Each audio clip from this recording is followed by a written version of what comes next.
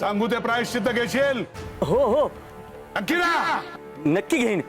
तुमचा शब्द माझ्यासाठी आदेश आहे. मग आम्ही तुला नक्की माफी देऊ. धन्य झालो स्वामी, धन्य झालो. मग त्या स्वामीला तुझ्या मार्गातून दूर कर, संपवून टाक त्याला. तुझ्यावर कोणालाही संशय येणार नाही. आता वेळ आली आहे स्वामींनाच त्यांच्या मार्गातून दूर करण्याची, संपून टाकण्याची.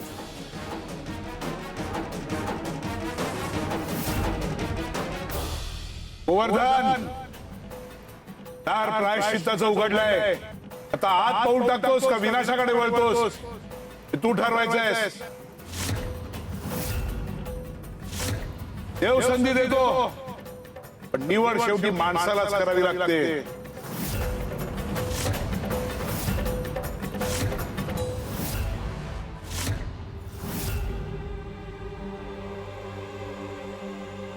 अहो, दार उघडा. आज जे होईल ते होईल. आज मला हे कोडं सोडवायचंच आहे. खूप वाट पाहिली मी, खूप प्रश्न मनात साठवून ठेवले, पण आता नाही. आणि असंही आपण स्वामींच्या अक्कलकोटमध्ये आहोत, त्यांच्या कृपेच्या सावलीत आहोत. जिथे स्वामींचं संरक्षण असतं तिथे भीतीला जागा नसते. आणि मला खात्री आहे आपल्यासोबत काहीच वाईट होणार नाही. उघडा दादा. काय झालं, असं का बघताय?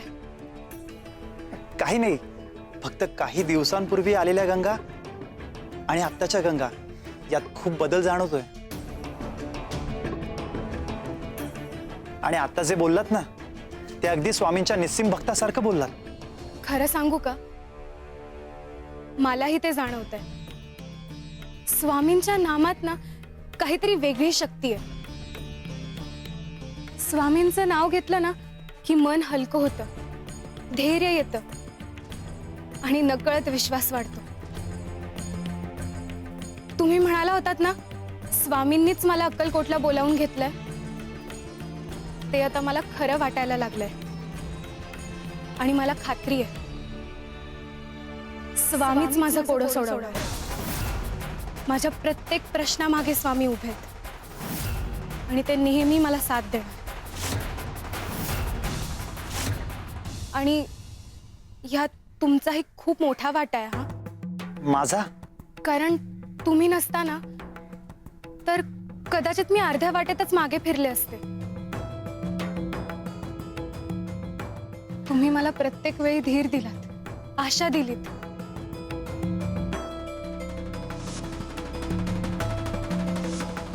आता वाटतंय आपण योग्य दारापर्यंत येऊन पोहोचलोय. उघडा दार. जे सत्य असेल ते आज समोर येऊच द्या.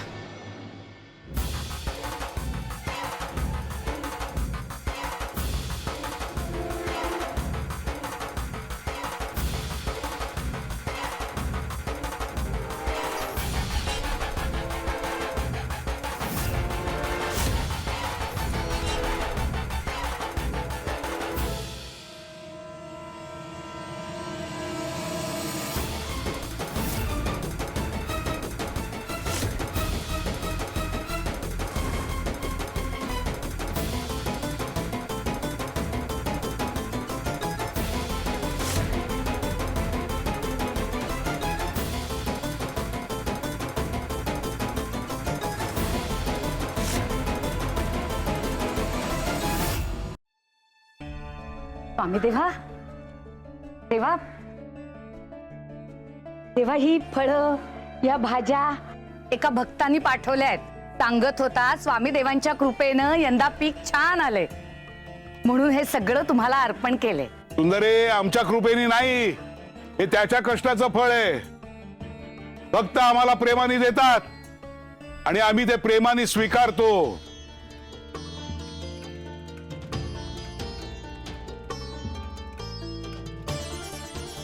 पण देवा, त्याचा ना एक प्रश्न आहे.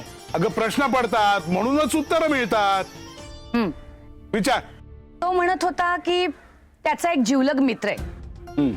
दोघही तुमचे भक्त, दोघही नामस्मरण करतात, सेवा करतात. पण हल्ली तो मित्र ना लोकांना फसवायला लागलाय.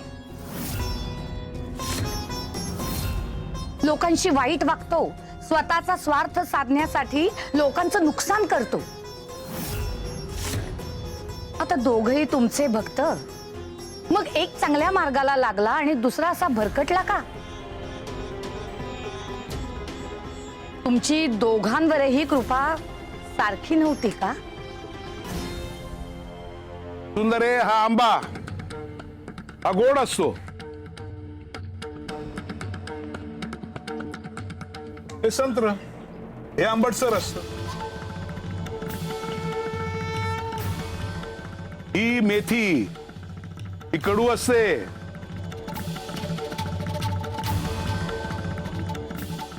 आणि हे कारलं हे त्याहून कडू असतं. आता मला सांग, ही भाजी ही फळं सगळी एकाच शेतातली,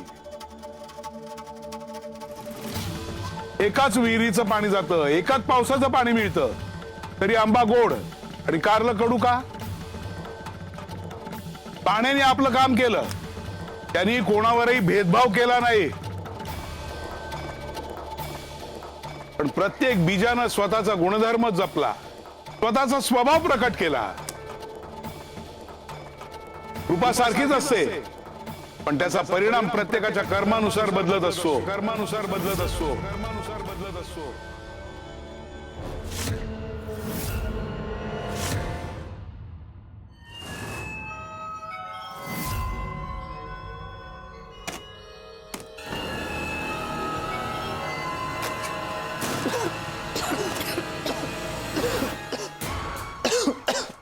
सावकाश.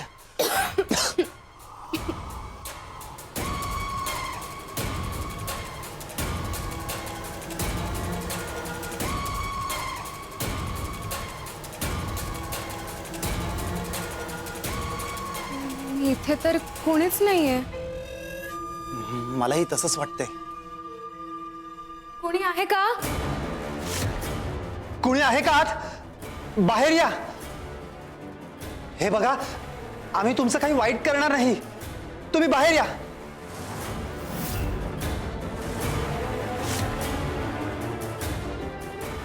मग माझ्या नावाने पुन्हा पुन्हा ऐकू येणाऱ्या त्या हाका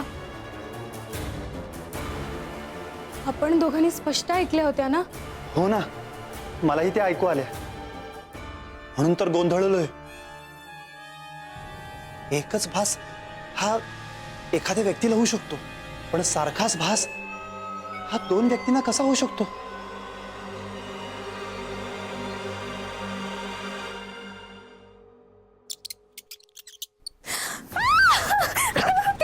तिकडे तिकडे काहीतरी आहे.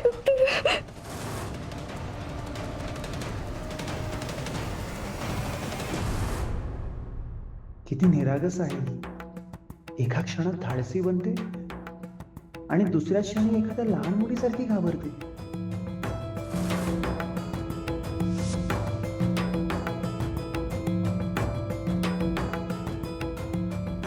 गंगा, गंगा, गंगा, डोळे उघडा. नाही नाही नाही, मी नाही डोळे उघडणार. तिथे काहीतरी होतं. अहो, इथे काहीच नाहीये. माझ्यावर विश्वास ठेवा. डोळे उघडा.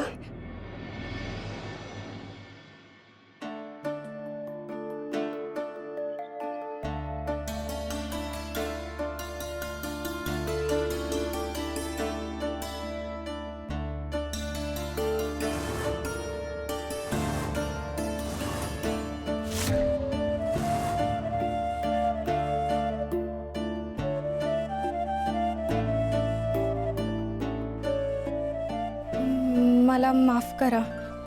ते उंदीर किंवा पाल गेली असणार पायावरून. हो ना, मी घाबरले होते.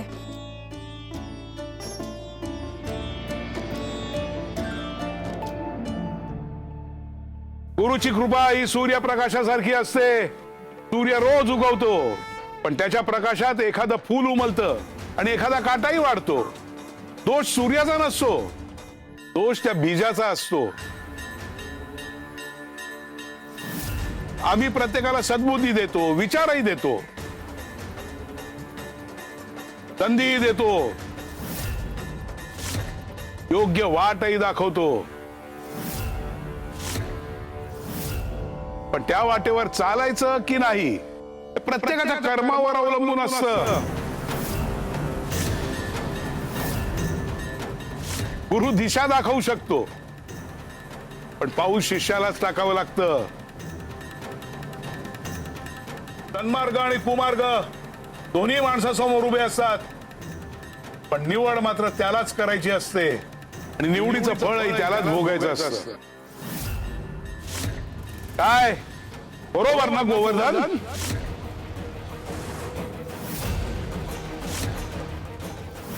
हो स्वामी, बरोबर आहे, अगदी बरोबर.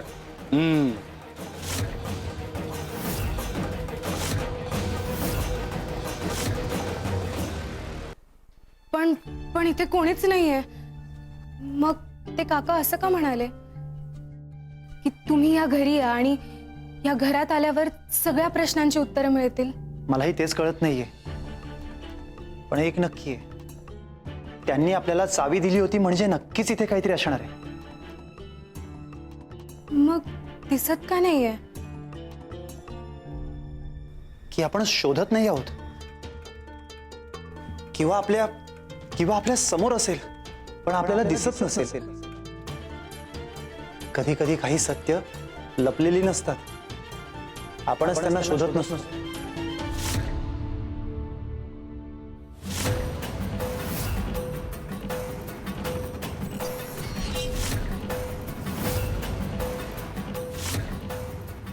हो, हे हे हे बघा.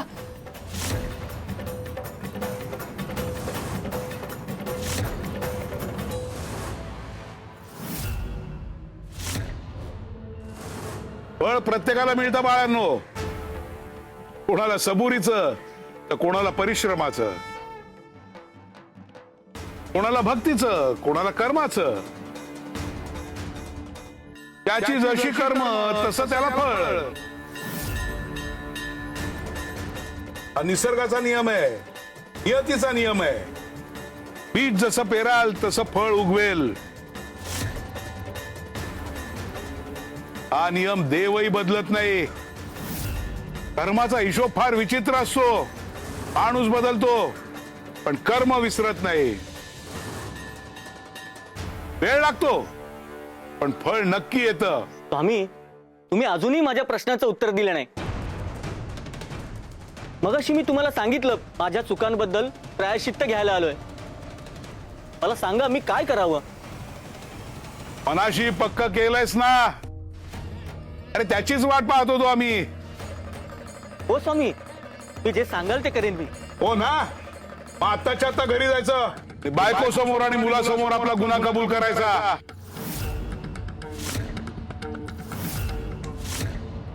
काय? हो, गुन्ह्याची कबुली देणं हे पश्चाताप झाल्याचं पहिलं पाऊल असतं. तो स्वतःची चूक मान्य करत नाही, तो ती चूक सुधारूही शकत नाही. पश्चाताप ओठांवर नसतो, तो सत्य स्वीकारण्याच्या धैर्यात असतो. आम्हाला कळू दे, तुला खरंच पश्चाताप झालाय की नाही. मग ठरवू, तुला प्रायश्चित्त घ्यायला द्यायचं की शिक्षा द्यायची.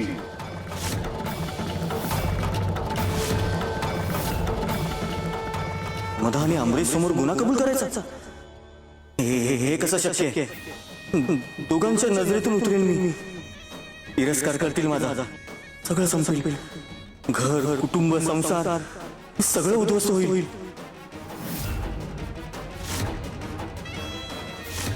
खरंच कुठे करायचंय मला हे? आधी स्वामींच्या होला हो म्हणूया, मग त्यांचा विश्वास जिंकूया. बघू पुढे काय होतं ते.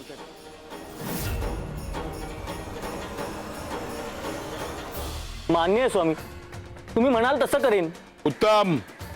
जा घरी आणि सत्य सांग. मग पुढचं आम्ही सांगू.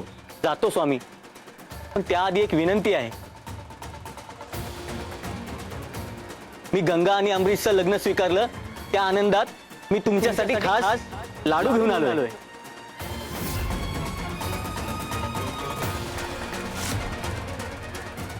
माझी इच्छा आहे तुम्ही यातला एक तरी लाडू ग्रहण करावा. माझं भाग्य उजळेल.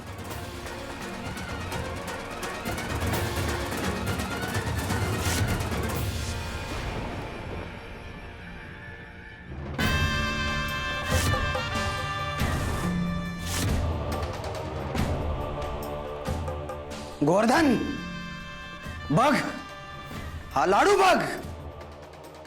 हा लाडू इतर लाडवांसारखा नाही, हा वेगळा आहे.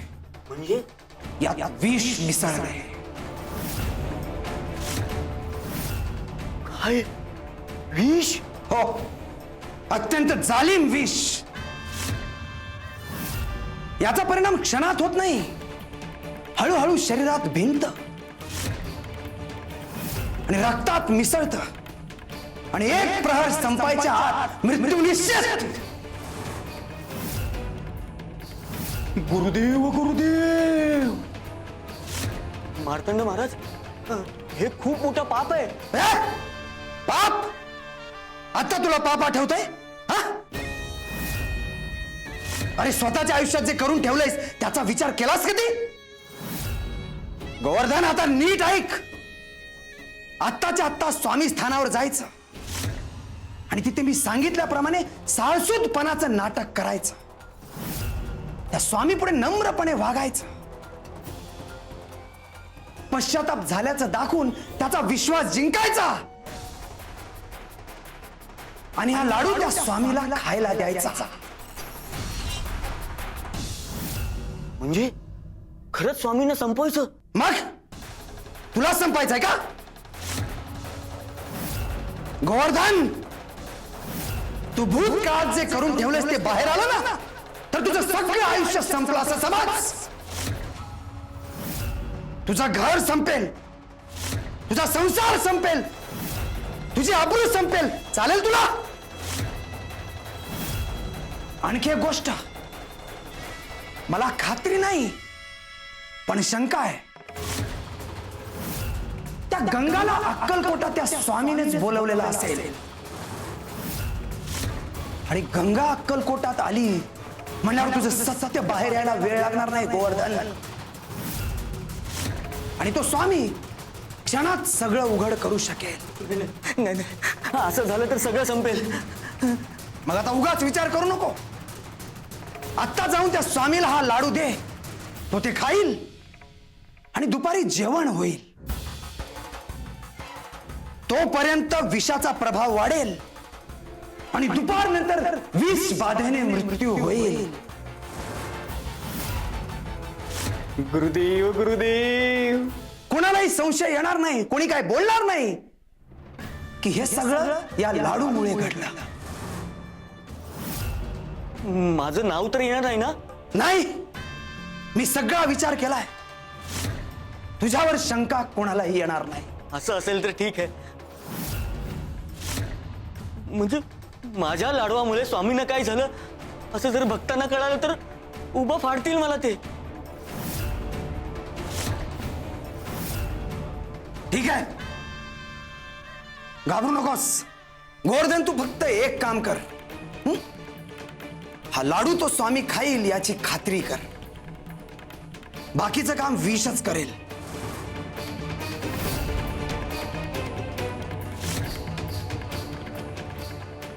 बोला मार्तंड महाराज की जय. मार्तंड महाराज की जय. गुरुदेव गुरुदेव.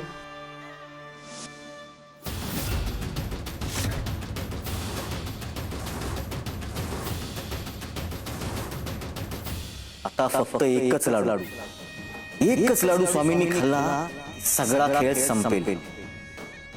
ना प्रायश्चित्त ना शिक्षा, ह्याच प्रश्नांचा शेवट.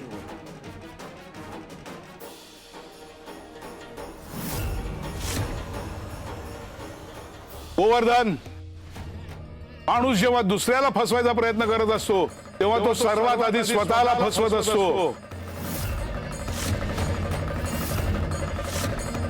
म्हणजे अहो कधी कधी हातात प्रसाद असतो पण मनात विष असतं. आणि मनातलं विष हे जगातल्या कुठल्याही विषापेक्षा जास्त घातक आहे. विष शरीर नासवतं आणि द्वेष आत्मा. खरंय ना स्वामी देवा? अगदी बरोबर. पण एक गोष्ट लक्षात ठेव, तिला फसवता येत नाही. कर्माचा न्याय उशिरा होईल पण तो चुकणार नाही.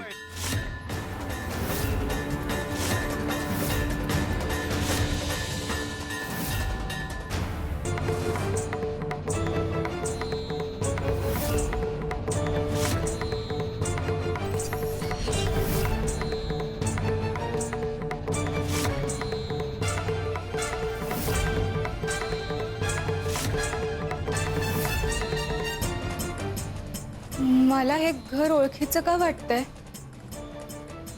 या घरात मी ह्या आधीही आले, अनेकदा आले, पण मी तर पहिल्यांदा आले ना या घरात.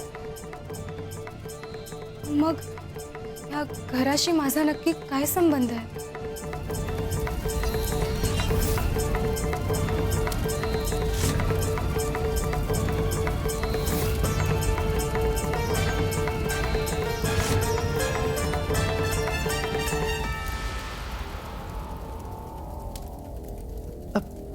गंगा,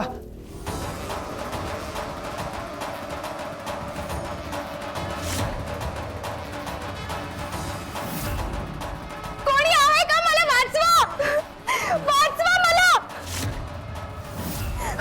स्वामी वाचवा. आग आग, वाचवा वाचवा. कोणी आहे का? मला वाचवा कोणीतरी. स्वामी वाचवा. आग. हो काय होतंय तुम्हाला? वाचवा. काय झालं गंगा? वाचवा. कोणी आहे का? काही दिसतंय का? ओ गंगा, गंगा, गंगा काय होतंय तुम्हाला? तुम्हाला बरं वाटत नाही का? कोणी आहे का? स्वामी. गंगा अशा घाबरल्यात का? काय दिसतंय तुम्हाला? गंगा माझ्याकडे बघा. स्वामी वाचवा. आग आग, मला वाचवा. अहो माझ्याकडे बघा. तुम्ही घाबरू नका. अहो इथे काही नाहीये. मी बघितलं ना, इथे काहीच दिसत नाही. गंगा, गंगा. घोडा सुटायची वेळ झाली. केलेली कर्म फिटायची वेळ झाली.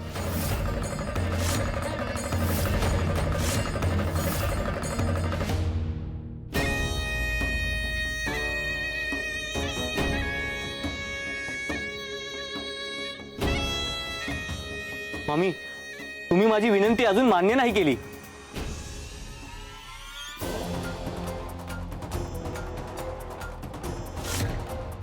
हा लाडू ग्रहण करा. माझ्यासाठी ही फार मोठी गोष्ट आहे. नक्की ग्रहण करू, पण तू आधी घरी जाऊन ये. आलास की नक्की ग्रहण करू. घरी जाऊन? नाही स्वामी, तुम्ही आत्ताच ग्रहण करा. तेव्हाच माझी खात्री पटेल की तुम्ही मला खरोखर माफ करायला तयार झालात.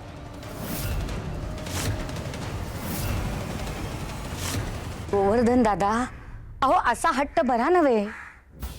हो हो, असा हट्ट बरा नाही गोवर्धन. काय हो काय ताई, बरोबर ना? हो ना, का करता एवढा आग्रह तुम्ही?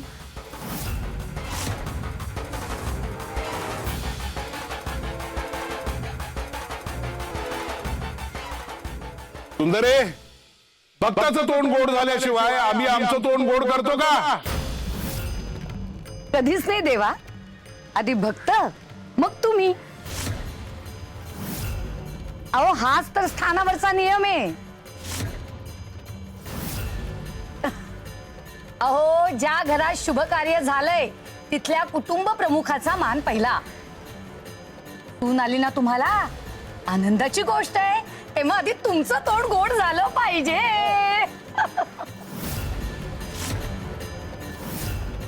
वा वा सुंदरा मावशी, खूप छान केलं. आणि लाडू पूर्ण संपला पाहिजे बर का. हा गोवर्धन, ऐकलंस ना सुंदरा काय म्हणाली ते? तो लाडू आधी पूर्ण संपवायचा. हा जराही ठेवता कामा नाही. अर्धवट सोडलेलं ना पुण्याला उपयोगी पडतं ना पापाला. यात विष मिसळलंय. याचा परिणाम क्षणात होत नाही, हळूहळू शरीरात भिंत आणि रक्तात मिसळत आणि एक प्रहर संपायच्या आत मृत्यू निश्चित.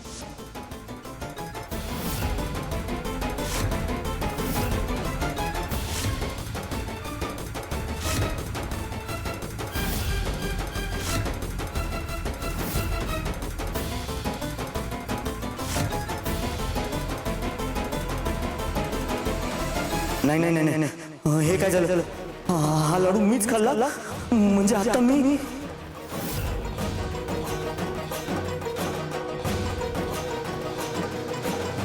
या गोवर्धनला काय झालं? असं अचानक पळून का गेला? हो ना स्वामी देवा, अहो यांना काय झालं? हो ना, लाडू खाल्ला आणि असा पळत गेला. म्हणलं ना कर्म फिटायची वेळ झाली. माणूस जगापासून पळू शकतो पण स्वतःच्या कर्माच्या सावलीपासून नाही. येते उशिरा येते, तेव्हा येते तेव्हा हिशोब चुकवत नाही आणि कोडा सुटायची वेळ झाली.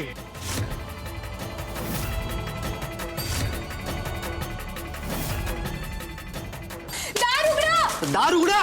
कोणी बंद केलं दार? दार उघडा. हे दार आता उघडं होतं ना, मग मग अचानक बंद कसं झालं? दार उघडा. गंगा, गंगा तुम्ही शांत व्हा बरं, शांत व्हा आधी आणि मला नीट सांगा तुम्हाला नेमकं काय दिसलं? तेच दृश्य जे मला स्वप्नात दिसतं.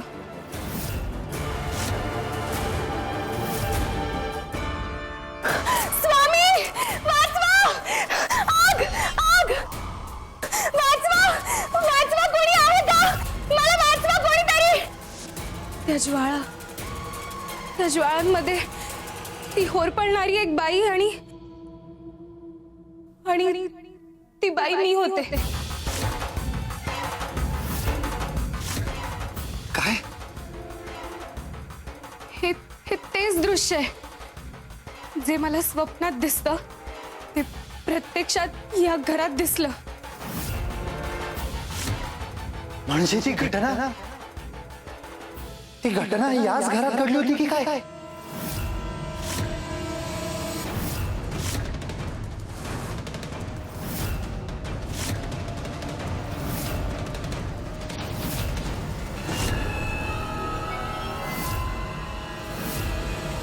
कोण आहे? कोणी आहे का? कुणी आहे का? कुणी आहे का आतमध्ये?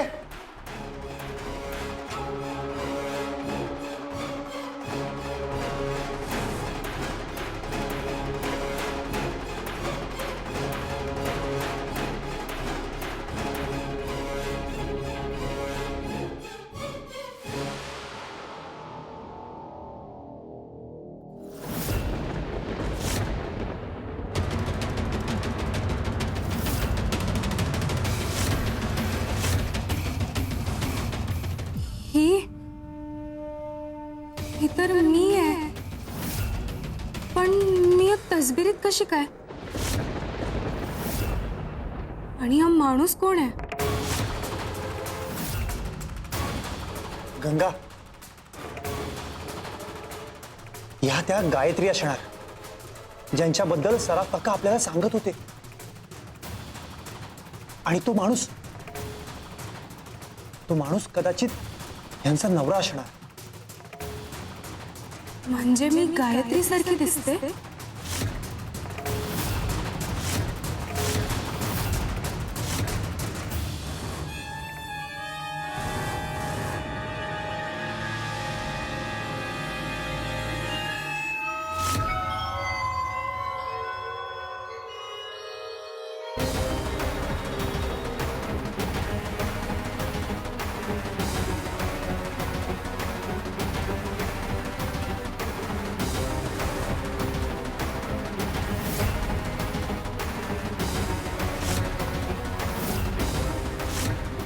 ही चप्पल मला ओळखीची वाटते, पण आठवत नाहीये कोणाची असेल.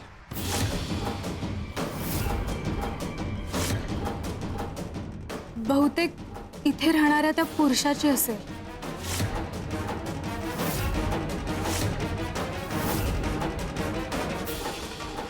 पण मग त्यांचा माझ्याशी काय संबंध आहे? आणि त्यांची स्वप्न मला का पडतायत? आणि मी या घराकडे का ओढली जातीये?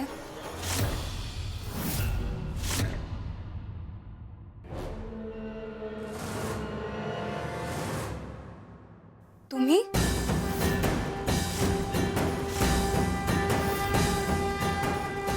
तुझ्या स्वप्नाबद्दल तुझ्या आई बाबांना सगळं माहिती आहे.